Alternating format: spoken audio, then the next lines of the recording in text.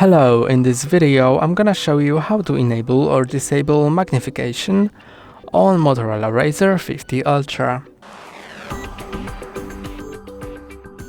First, go to Settings, then scroll down to Accessibility.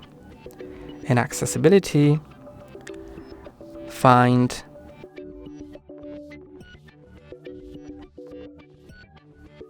Magnification, which will be here, Magnification, and enable it.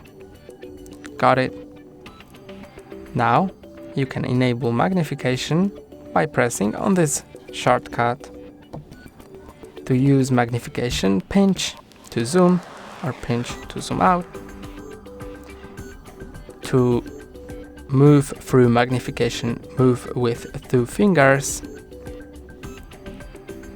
And you can still use your device normally, but just with magnification. To turn it off, click on the shortcut again. That's all for today. Don't forget to like and subscribe. See you next time.